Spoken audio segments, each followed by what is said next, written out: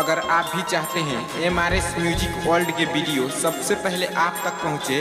तो लाल बटन दबाकर चैनल को सब्सक्राइब करें और साथ में बेल आइकन दबाना ना भूलें।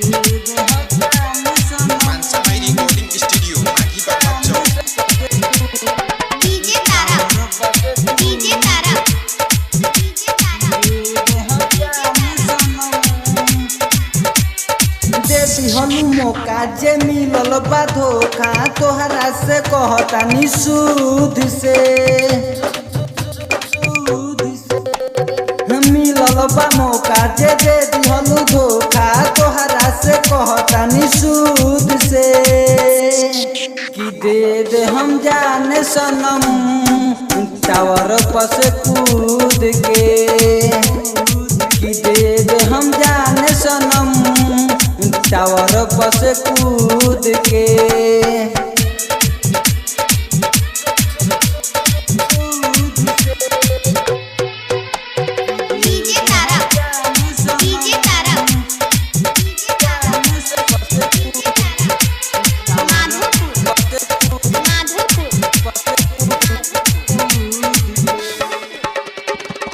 रोजे रोजे बोलावत रोले हमके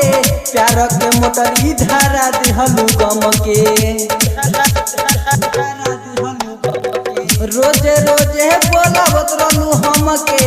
प्यार के मोटर ई धारा दिहलु गम के कौना हो गलती के दे तारू साजा हमके बता दो न सूद से कि दे हम जान सनम टावर पर से कूद के कि दे हम जान सनम टावर पर से कूद के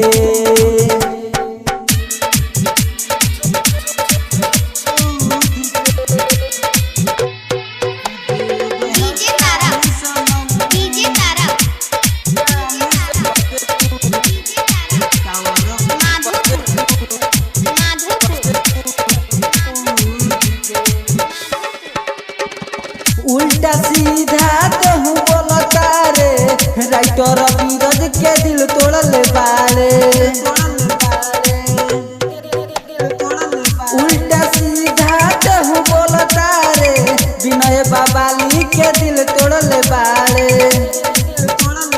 प्रकाश पटेल के मिट जाई नाम हो मार ले हम अपने खुद के दे हम जान सनम टावर पर से कूद के कि दे हम जान सनम टावर पर से कूद के।